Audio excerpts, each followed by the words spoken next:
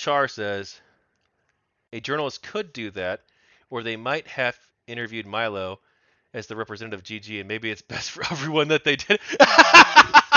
Oh my god, true, true. Oh my gosh, yeah. Milo. Did you see his debate with Destiny? Oh my gosh. Oh, it was. He's fallen off. He's fallen off so bad. Like he was never like a great guy, I don't think. But he's just fallen off so bad. Like, oh my god, we gotta watch this. We gotta watch this is way more interesting than the last 1 minute of Hassan's video. Plus, he's basically done talking about the situation anyway, I think. Okay, all right. Destiny versus Milo.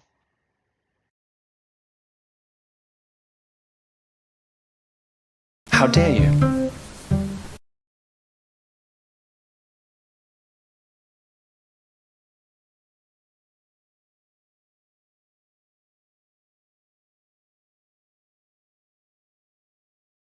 Blood Knight says, "Everything is racist, everything is sexist, and you have to call it all out." A quote which, to be fair, to be honest, often gets misunderstood.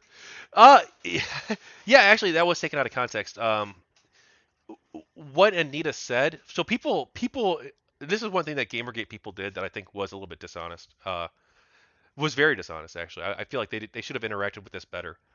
Anita Sarkeesian's quote: either they didn't see the full context, they only saw part of it, or they saw the full context, but because it fit their worldview, they ran with the most uncharitable interpretation possible, which is something that people often do.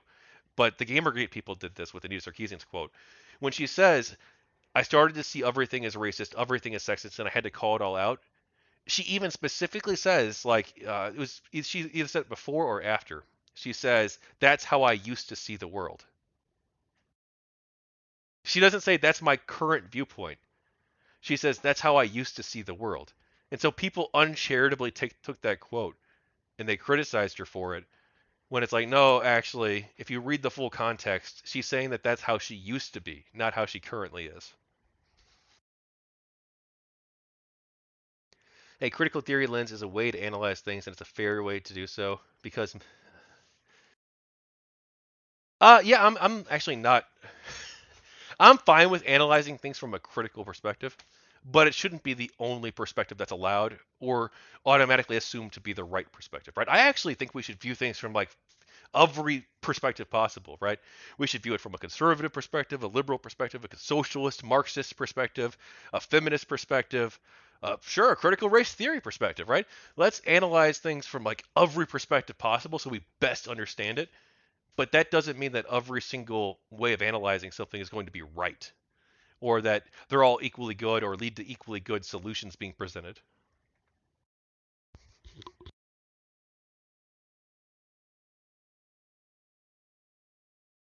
She even said it made her insufferable to be around. I think she did say there. Yeah, she did say that it made her insufferable. His men and officers wearing suits and women want to wear summer dresses. Char says it doesn't mean final conclusions about things are being made. It just means that hey, if you look at it this way, there is something to be remarked upon here. Yeah, I mean, well, that's maybe what it should be, but I feel like in many cases it's not that. Um, I talked the other day in real life. I had a teacher. I had many teachers, some good, some bad. Uh, this particular teacher, I feel like she ran like a fun classroom. Like her class was actually like really fun. Um, but couldn't handle any disagreement at all. She was like an environmental justice activist in addition to teaching. So and her class was about the environment. It was like environmental history or whatever. I don't know, whatever the fuck it was. Um, but it was all purely from the environmental justice, racist or critical race theory lens. That was the whole class. Or so every single like I was actually it was one of the only times in school where I was afraid to speak out. Right? I was actually afraid to speak out. So I just went along with the flow, pretended to agree with all of it, and just fucking did my own little fucking side project where I focused on writing about Chernobyl. It's like, hey, like that's way more interesting than this environmental justice stuff, which I learned interesting things in the class from that about that perspective, but I still remember. She said she was making a point uh, about racism and environmental justice, right? Obviously, that's a big part of the environmental justice movement. Um, but it was only from this one perspective, and so a student disagreed. And rather than like having a deep dive, nuanced conversation about this, she wanted to like promote her views, and she was like, "No, that's not true. It's racist because of the impact it has. The intent doesn't matter," and like just shut down the conversation. And so it was like, yeah, that was now to be fair, I've only had like I went to college, you know, conservatives want to bash college. It's all a bunch of fucking crazy leftists who hate free speech. Like the professors are gonna brainwash you. Like that's all. That's mostly not all bullshit. It's mostly bullshit. Um, I had two teachers who I think were like crazy leftists, and I had one teacher who wasn't a crazy leftist or anything, but was a fucking piece of shit who didn't do anything and just literally had us watch YouTube videos all day. It's like, why the fuck am I paying you? But aside from those like three bad teachers, most of the teachers I had, out of like the probably like the 25, 30 teachers I had, or yeah, but maybe like let's say 20, 25, like three of them were fucking god awful. Or two of them were definitely god awful in that way, and or two of them were promoting leftist ideologies. One of them was just a lazy piece of shit who didn't want to do any work. But I also had some like really amazing teachers too, who like really gave a shit about their students, about the work, and like were challenging their students to think academically. I had a foreign policy teacher, a foreign policy teacher. I don't even know what her views were. She was so good at running the class. I don't even know if she was a conservative, a liberal, a libertarian, a socialist. I have no fucking clue. Her own views never came up at all, ever. And then I've also had teachers who were a bit more transparent about their views, but never held it against their students.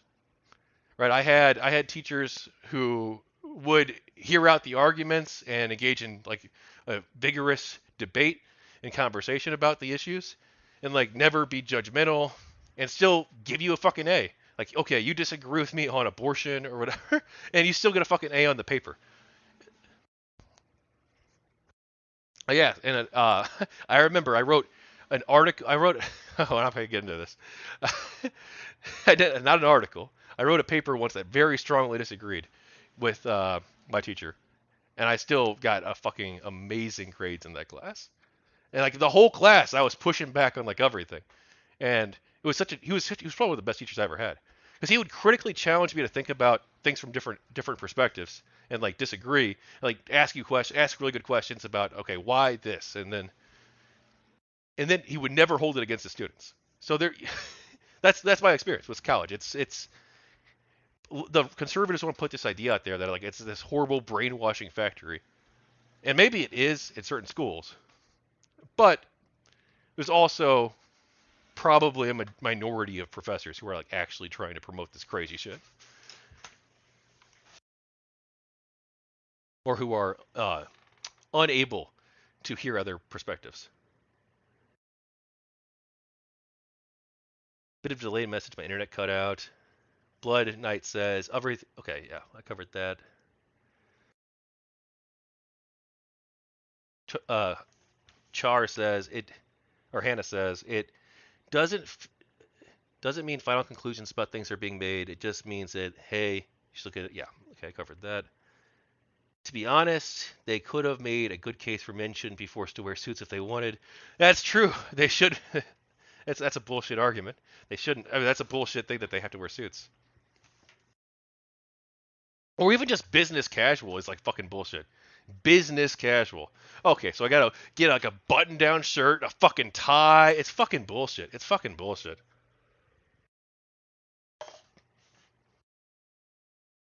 It was a thing. She even made it her unsufferable to be around. I think after the thing with the Ghostbusters woman, I don't remember her name. I kind of lost respect for Milo. He doctored a fake tweet from her, basically slandering her. Yeah, Leslie Jones, I think, or was that her name?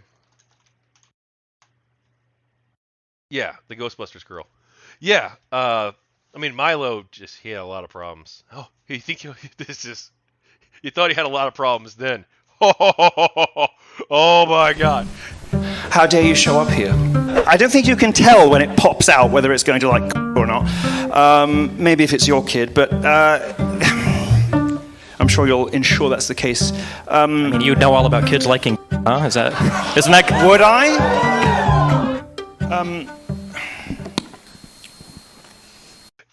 Okay, at first, the most immediately apparent thing, like first off, his style, like not bad actually. Like it's not horrible, right? It's got a look. He's going for it, but it is it's pretty fucking weird. It's weird for someone who is supposed to be a Christian nationalist and following like the teachings of Christ. Like I don't know a lot of men of God who dress like this. Like not that I judge people based on that, but like I would not look at this guy and be like, he is a pastor. He's a Christian nationalist leader, right? This is when he was trying to be a leader of the Christian nationalist movement. And he actually bashes video games in here too, believe it or not. It says a bunch of crazy shit like how we should cut people's tongues out if they disagree with him. I have to give you some credit for having the cojones to show up in Tennessee barely a month after the bullet-ridden bodies of children have been buried, as a sort of representative for... Like, what the... It's like the most cringe argument ever. You have a lot of nerve showing up in Tennessee after the bodies. Like, bro, like, what the fuck? Like, I came here to debate you about fucking Christian nationalism, and you're like, how dare you? How dare you? It's like the most obviously fake. That's Milo, bro. That's fucking Milo. He's a lot different now. A culture that did it, and offering anything but condolences and sympathy. I think it's disgusting. I think it's shameful. How dare you? How dare you show up here offering anything but sympathy? Because, you know, I think... I should stand or something. We're familiar with what happened in Tennessee. We're less familiar with the reasons why. But the reason was that at any given time in society, there are about 20% of people who are just fucking nuts. And those people will glom on to whatever the fad is for people who are fucking nuts. So the current fucking nuts is trannies.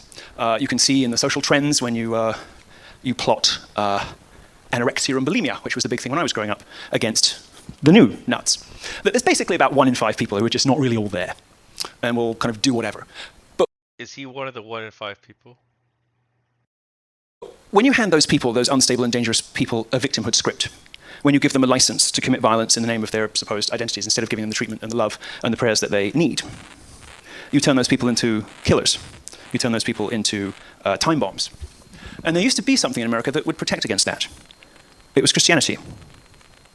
I think it's shameful that anybody would show up so soon after a tragedy caused by the kind of ideologies that you support and do anything but offer sympathy and condolences and celebrate the ideology that has protected us against this sort of thing for so long.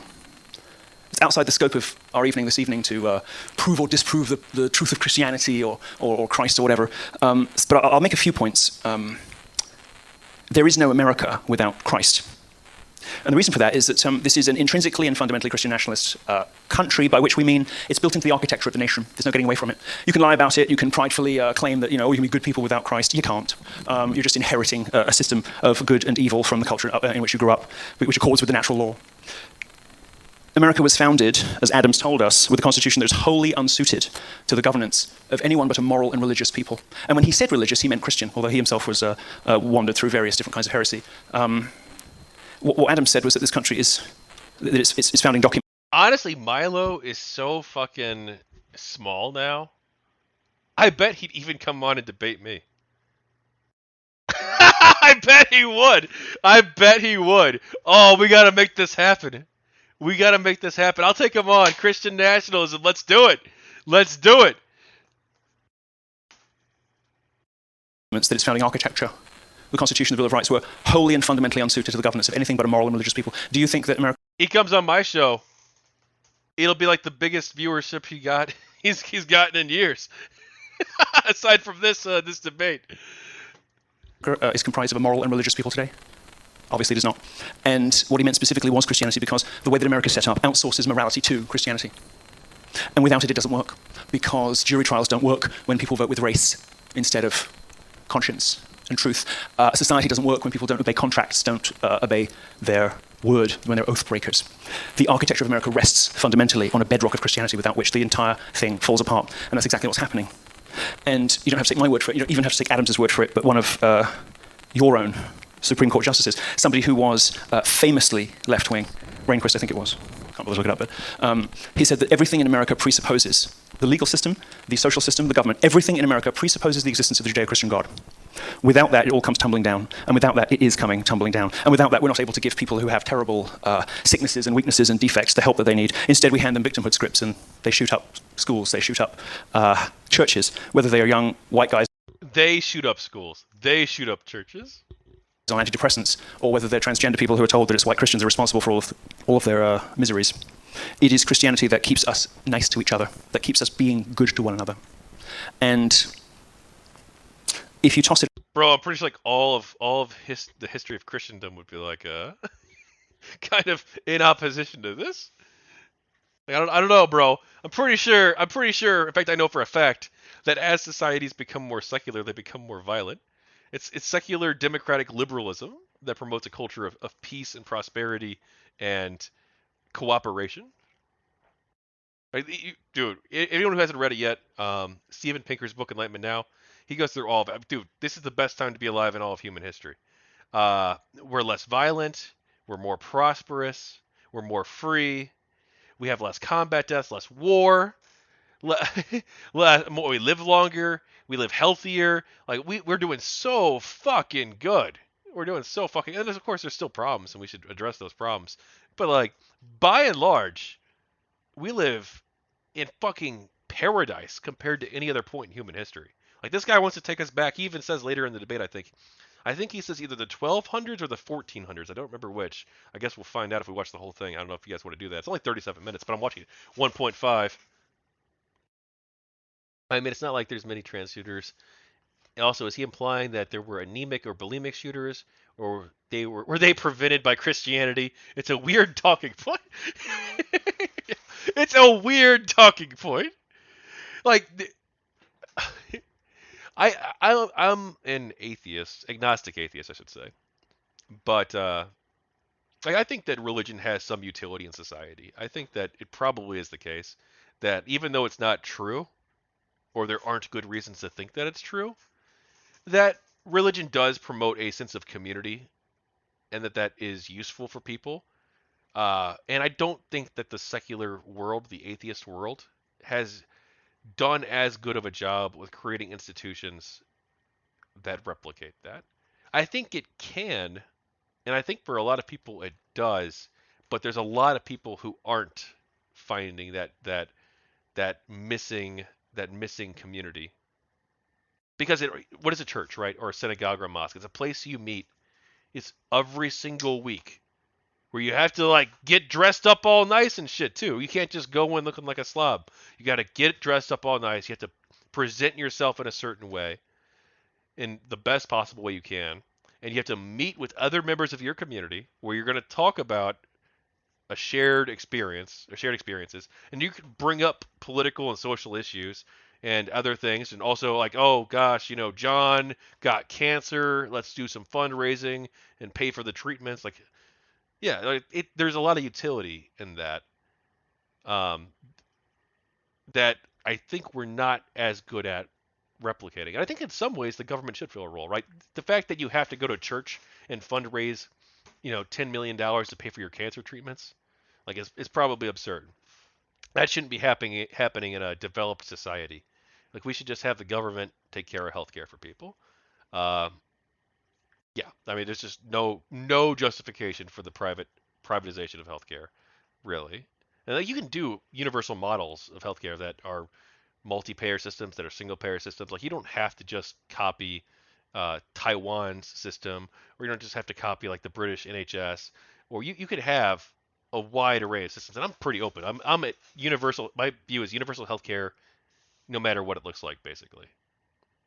So that's a way better way to deal with healthcare than I got to go to church and ask all of my friends and family members and fellow congregationists to give me $5 each to pay for my cancer treatment.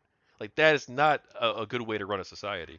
But the fact that you do have that social safety net, or you could have that social safety net, is probably a good thing. Out, as happened in 1776, you have a really big problem on your hands because, and I'm going to say something very radical and difficult to say in Tennessee of all places, there are freedoms afforded to Americans that are too radical and he's just so fake.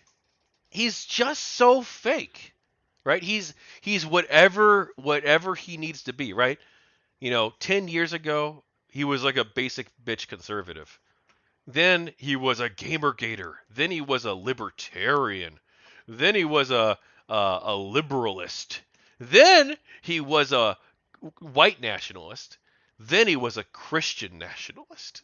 Like and look, people change their views over time. I get that, but every single time, he's just like completely rebranded himself as something new, and it doesn't feel genuine at all.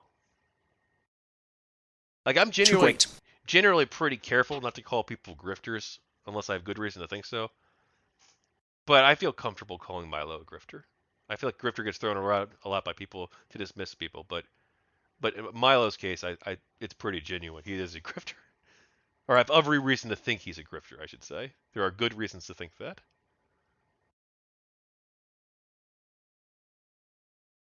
and too daring without the insulation of Christianity.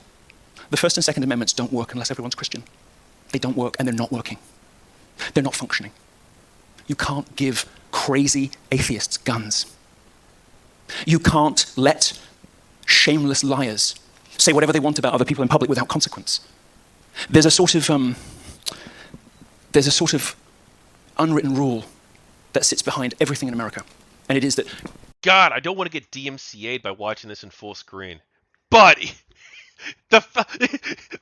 his super over the top expressive mannerisms and like wild flailing is just too perfect. I want to capture it. Oh, it's so perfect. He's so cringe. I need to get going. Unfortunately, it was nice catching up with you again. Yeah, thanks. It was good seeing you again too, Blood Knight. Oh, hey, hop in the Discord, by the way, if you're not in there. I can give you stream access if you want to come on sometime. these are all the things you get to do because we know that you can handle it. We know that you can be trusted with this because you love God, because you respect life, because you won't take other people's lives, because you'll keep your word. Without that, the First and Second Amendments become a sort of license to abuse one another or to kill one another. They become a license to lie. They become a license to murder. They become too much freedom, because there is such a thing. And without an underpinning moral architecture, this country doesn't work. And it's not working. And since this country has fallen away from God, the Christian God, this country has begun to fall apart. And that's why all of this terrible shit is happening. That's why all the awful stuff on TV is going on. It's why you can no longer trust people to keep their words if you don't know them. It's why everybody keeps voting with their skin color, or their sexuality, or gender, or whatever bollocks it is today. Because they're not unified under Christ, because they're not one under Christ, because they're not brothers and sisters in Christ. It doesn't matter if you agree with the literal truth of Christianity or not. The founders did, and they made a country for people who did. And if you don't agree with that, or you don't like God, or you don't see why too much freedom is leading us all to hate and kill each other, and you don't appreciate that we should not only restore Christianity in culture, but require it in public life, you should go to Canada. You should go somewhere else, where there's a moral architecture built into the law. But here, it doesn't work without God. And when you don't have him, when instead people replace prayer and the rituals of the church with antidepressants, with compound interest, with games and drink and drugs and fornication, kind of thing he does with his wife, offering her around town like she's common property. America doesn't work when we behave that way, because we'll all just end up murdering each other. That's all. Destiny, you have 10 minutes. This is terrible.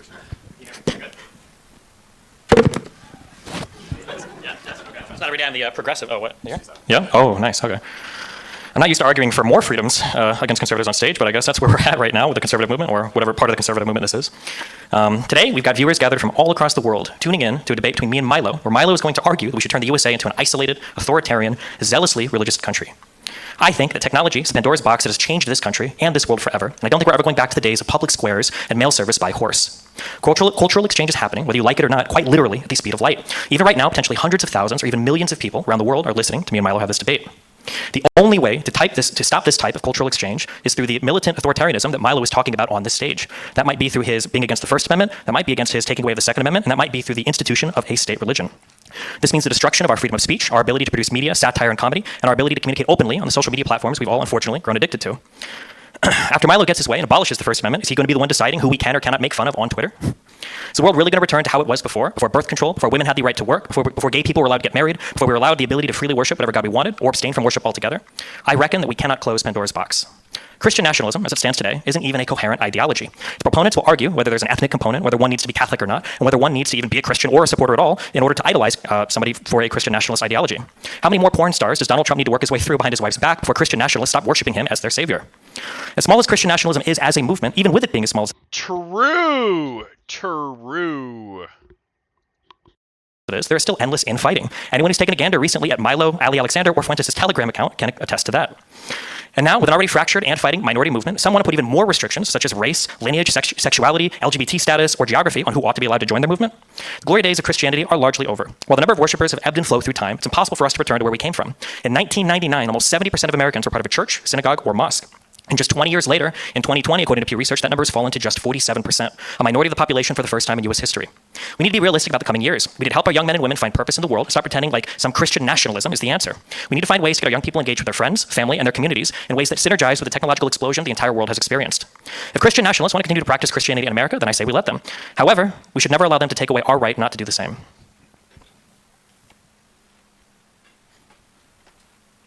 We will now have 5 minutes of rebuttals from each of you guys. So we'll start with Milo. You have 5 minutes. If the movement is, thank you. If the movement, such as it is, I didn't realize there was one, but if Christian nationalism is not yet adequately defined, it's because nobody used it before 2 years ago, which it seems to me to be perfectly reasonable. Trump is not a religious leader in any sense, and you're making a classic mistake of people who don't understand religion, don't understand God, and don't understand their own country when you say, hold Trump up as a kind of moral example. Render unto Caesar. We don't expect that our presidents should be like Jesus because they're not here to do Jesus' job. So, no. It's interesting to talk about women's rights. I mean, Christianity is the... Sorry, I mean, I just don't know how hard to go in, really. I mean, you're talking about the religion that gave women consent in marriage. You're talking about the religion that gave women the right to say no, that elevated them from chattel into human beings. You want to return women to chattel. You want women to be like your wife, passed around town. I'm sorry, but I'm not going to... I love how every single attack Milo uses is just like a personal attack against Destiny. But, no, I mean, it wasn't Christianity that gave women the right to vote. It's the Enlightenment. It's secular, liberal human values. I mean, it's not even really secular human values. It's Enlightenment liberal values, which you can be religious and hold Enlightenment values. So yeah, sure. It was Enlightenment values that led, because Christianity existed for, over 1,000 years, over 2,000 years actually. Over 2,000 years Christianity's existed. And during that 99% of that time, nobody could vote, including women. Take moral lectures on the rights of women from somebody who treats supposedly their wife in what ought to be a holy sacrament as a communal sex toy. Give me a break. Give me a break. I'm not going to take moral lectures from somebody who, for all intents and purposes, may as well have a fleshlight instead of a wife, who demeans and besmirches her honor, who speaks about a woman who should be treated with the reverence and respect and love that we treat our own mothers with, like she was something you could buy, like she's something that just to get off with, passed around to other men while you... I probably shouldn't have played a team game while doing this, but I figured income defense, this particular version I wasn't familiar with, but income defense, I've played other versions that I've really enjoyed. Oh, welcome to the Discord. Thanks for joining, and thanks for watching. Watch. Flicking yourself off. So forgive me if I decline to take any lectures from you on women's bloody rights. As for gay rights, no thanks. I didn't want them when I was having sex with men, and I don't want them now. Catholicism and Islam are growing, in case you aren't familiar with the world outside these borders. And the reason for that is that everybody sees what a bloody mess we're all in, thanks to globalization, thanks to the information economy, thanks to the kinds of changes that he says are inexorable, because, like a lot of undereducated people, he doesn't have much of a grasp of the world before he was born. I think if you were to glance a little further back, whether it were to ancient Greece, or Rome, or the Holy Roman Empire, you would see plenty of examples in history, or even, dare I say it, the Weimar Republic. A little bit closer to our own era, in which an era of rampant sexual degeneracy was indeed replaced by some quite stern social rules, to put it mildly. History is replete with examples of...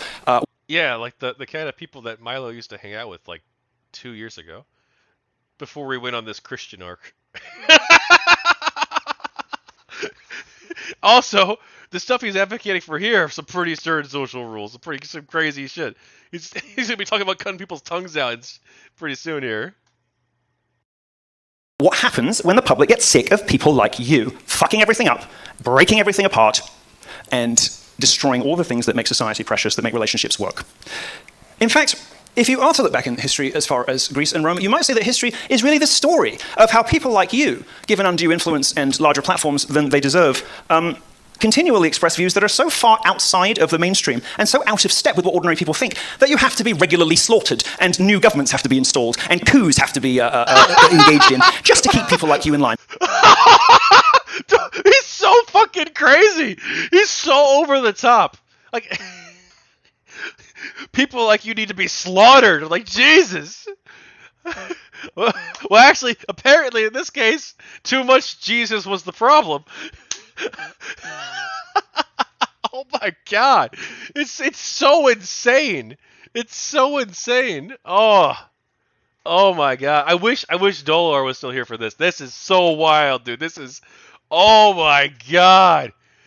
Oh my god. It's so fucking insane. Like,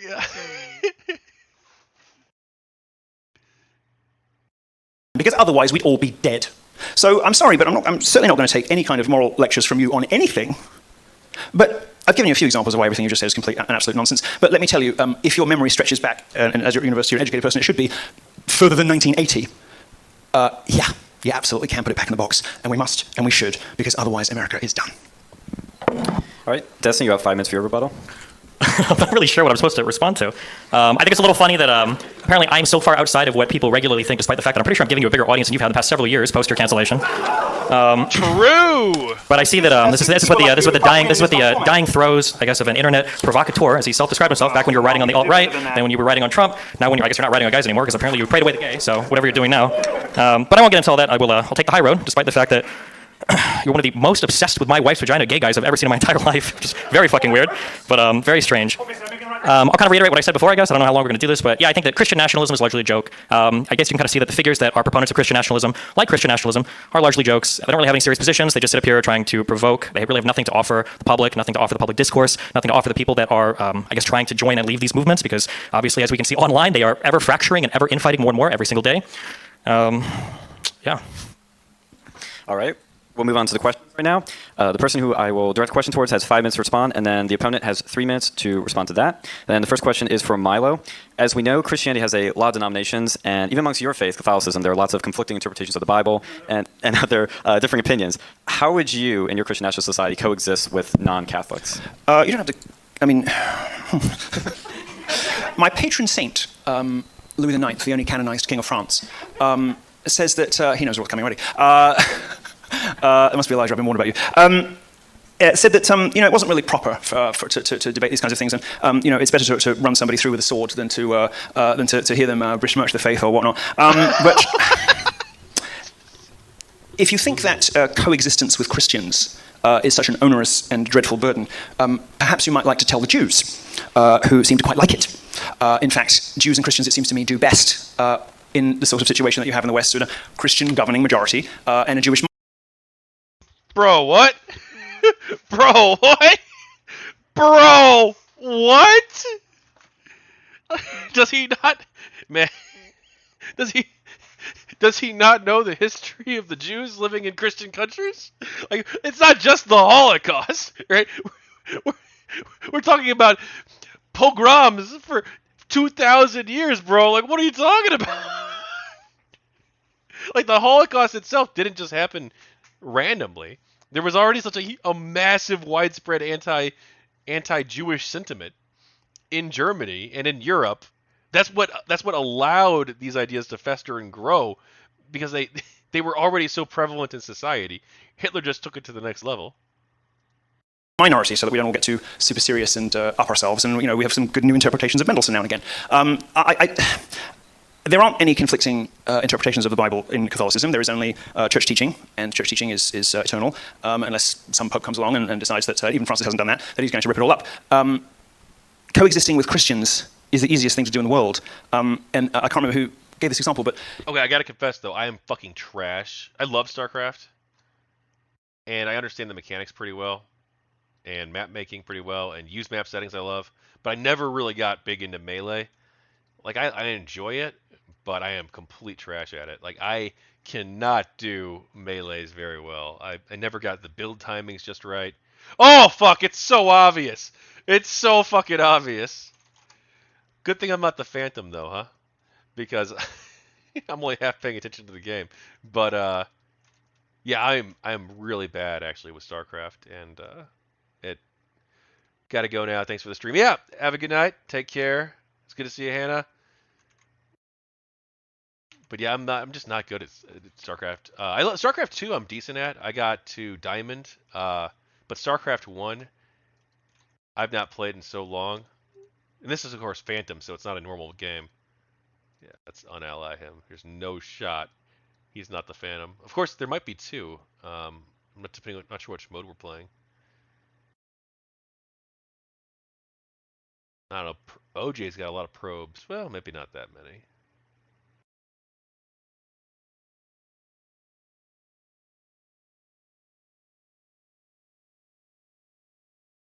If you heard footsteps, this is not my analogy, but if you heard footsteps coming up behind you in a dark alley at night, would you feel safer if you knew that it was Dylan Mulvaney or any church-going Christian?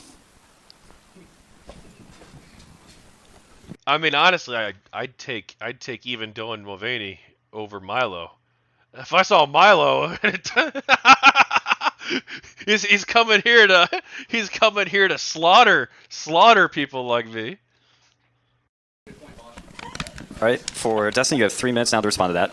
I'm sorry, can you read the prompt again? Yeah, sure. As we know, Christianity has a lot of denominations. Even amongst your faith, Catholicism, Milo's faith, there are lots of conflicting interpretations of the Bible. How would your Christian national society coexist with non-Catholics? Well, I mean, the society that I advocate for is the one that exists today, where people are allowed to worship whatever religion they want. I think that right now, America is superior to a Christian nationalist version of it, because if two different people decide they want to worship two different versions of Christianity, they have the right to do that. Obviously, in Milo's world, I guess the non-Catholics even, I think, would get killed. I don't know how many, where the killing starts and stops for his version of Christian nationalism, or ethnically, I don't know where that starts or stops. I heard the run through the sword thing. Maybe you forgot what you said. I'm not sure what you were doing in the bathroom while we were waiting for you for 20 minutes here, but maybe it's affecting your memory a little bit. But yeah, I think in the United States, I think one of the reasons why the United States works as well as it does is because we've allowed so many different people to come here, worship in the way that we want, or worship in the way that they want, and we should continue to allow them to do so. 40 minutes is a terribly long time to do a line of coke. I was late. I was late for the ordinary reasons that people are late. I was at the hairdresser. All right, Destiny. I have the personality I have. Sort of stuck with it now. Now your question, Destiny. You'll have 5 minutes to respond to this, and then I'll have 3 minutes to respond to that. Some would argue that a society without religion at its core would devolve into a nihilistic society, deprived of any meaning or purpose. How would you prevent, in your society, non-Christian nationalist governing society, from devolving into a nihilistic, meaningless society?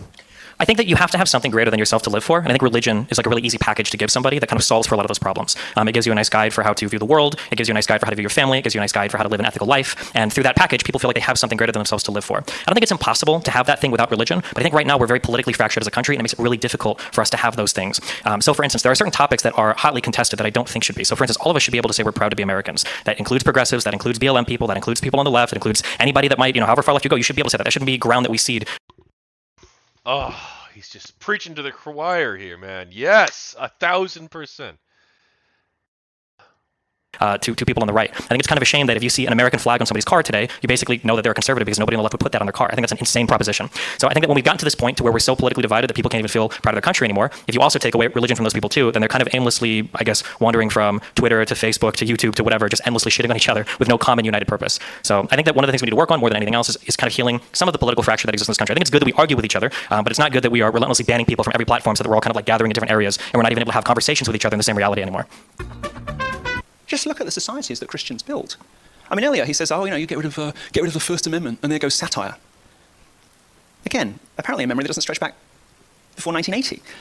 Because I think most of the best satirists were Christian Europeans, weren't they? And before that, they were pagans. And, we live in a very Hellenistic kind of inheritance, and it was just complete and total bollocks. And you've been doing a lot of complete and total bollocks, assigning positions to me that I don't hold, and saying, oh, he wants to murder everyone, he wants to kill all the blacks!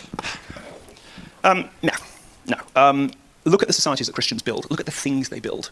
In Catholic theology, there's a thing called the transcendentals, and it's supposedly the things that all souls have in common, that all people yearn for, and which brings us closer to an understanding of God. Now, opinions differ on how many of these things there are, but the core three that everyone agrees on is beauty, truth, and goodness. And it seems to me that if you look at the frescoes in Italy, or you listen to German composers, or look at Dutch painting, that we, in Western Christian Europe, have done a pretty good job of embracing beauty, truth, and goodness, and also self-sacrifice and sacrifice for love, which is the central image of Christianity. Feuerbach, the philosopher who was not a Christian, did not like Christians at all, said that you can sort of tell what a culture is all about from its religion's kind of central symbol. Ours is Christ on the cross, dying for someone you love. It's Tristan and Isolde. It's all the things that we think are most noble. It's sending people to war to die for their country. All of those values, all those things we love, rest on the image of Christ on the cross. We are good only because we have learned goodness from Christianity. And we can insist in a prideful way that, oh, no, I'm good because I made myself good, because I got there through reason. All right, mate. Just look at the societies that Christians build, and you tell me where you want to live. Is it Abu Dhabi? Is it the Congo? Is it Sparta? Or is it Western Europe, maybe 50 years ago? I know where I'd rather be. All right, last question for Milo, and you'll have 5 minutes to respond to this, and Destiny will have 3 minutes to respond to that. Some would argue that societies governed under one faith can devolve into tyranny. How would you prevent a Second Inquisition or a Soviet-style dictatorship with them forcing people to proclaim their allegiance to the state and faith? Well, the Soviets are crap because they failed. I mean, they failed to do what America has accomplished, which is have people thank you for their enslavement and ask for more chains. The Soviet Union never really achieved that, but America has, with prescription drugs and all the other things that people are addicted to. I mean, everybody in this room is dependent on a cocktail, a little package, a little consumer package of things that get them through, whether it's their credit cards or gaming or whatever, passing your wife around. These are the things that get you through life. I'm not terribly concerned about preventing another inquisition. I think it'd be quite a good idea. He's so triggered. He's so triggered by the fact that Destiny is polyamorous. Got a pretty bad rap, just like the Crusades does. I mean, you won't hear this from dishonest people who throw accusations at, without really listening to the arguments of their opponents and who aren't educated prior to 1980. But the Crusades were a defensive war. The Inquisition wasn't all that it's been said to be. I don't have an enormous problem with us wandering around and making sure people aren't murdering each other in the womb and making, sitting back and making money off the poor, landlords in Brooklyn. I don't have a terrible problem with that. Was that supposed to be a dog? I don't think they're protecting against tyranny. In Brooklyn? Was that supposed to be a dog whistle towards the Jews? Is the thing that America should be most concerned with at the moment.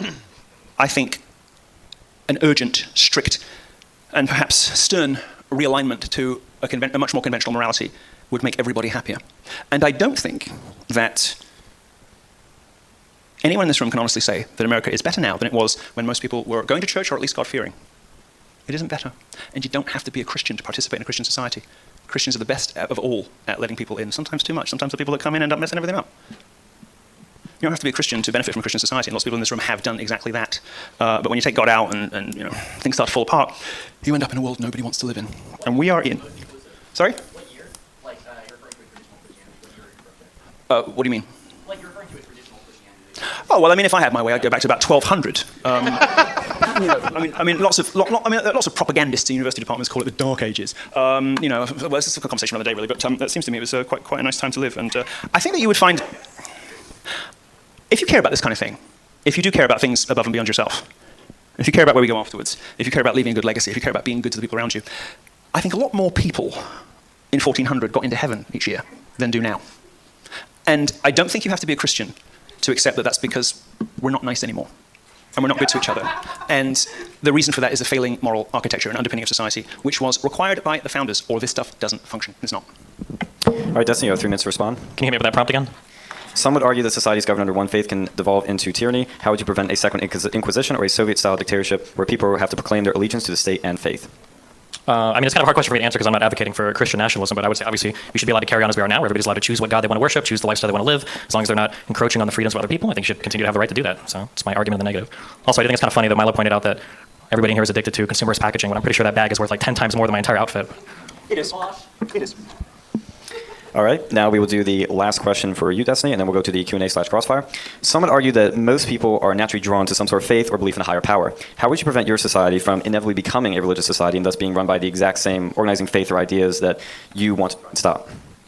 I mean, I think the important thing is for people to have something bigger than themselves to live for. I don't think it has to be religion, but if it was religion, I don't necessarily think that's the worst thing in the world. I think that the defining aspect of the United States is that a lot of people with contradictory ideas can exist within the same geographic borders, governed by the same legal system, voting on the same politicians, and somehow finding a way to make all of that work. I think we've done it for hundreds of years. I think we do it better than any other country on the planet right now, today, not before 1980, not in the 1200s, but today in 2023. I think we have an incredibly diverse country of people, all sorts of creeds, all sorts of ethnicities, all sorts of different types of people that seem to be living together, making it work. I think we have problems right now, like I mentioned earlier, with the political division. I think that that's a real problem that we need to combat, but I think we need to do it by having honest conversations about what we can do to move forward, not by talking to people that want to look back hundreds or thousands of years to what society used to look like before there was Gucci and hairdressers.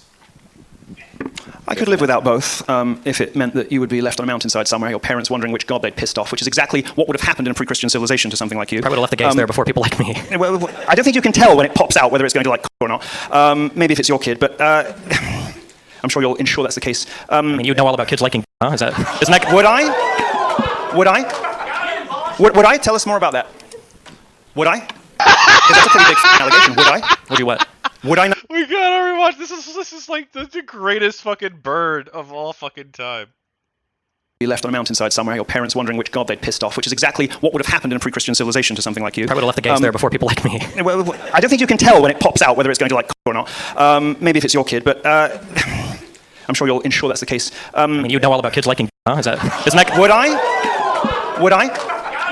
Would I? Tell us more about that. Would I?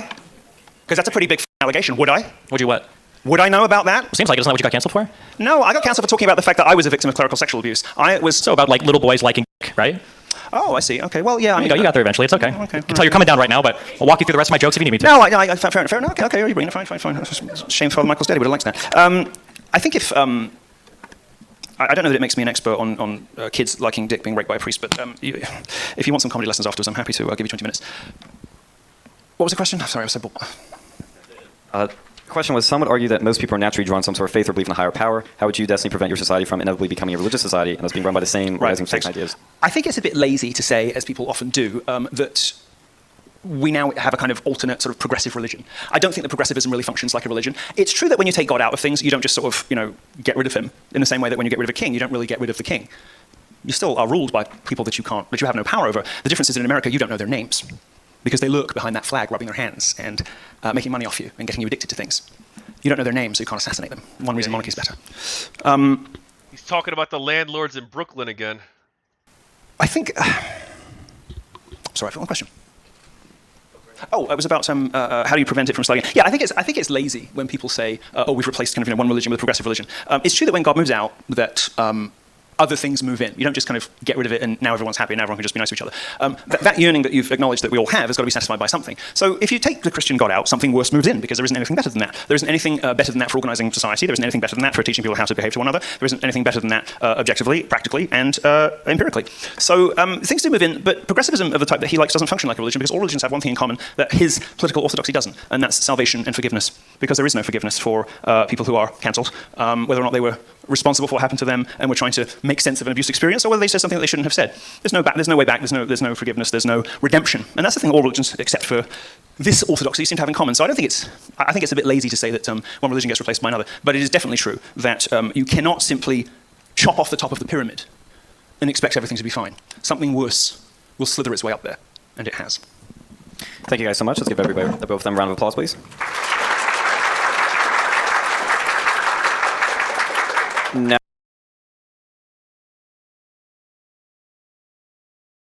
all right. Oh, man.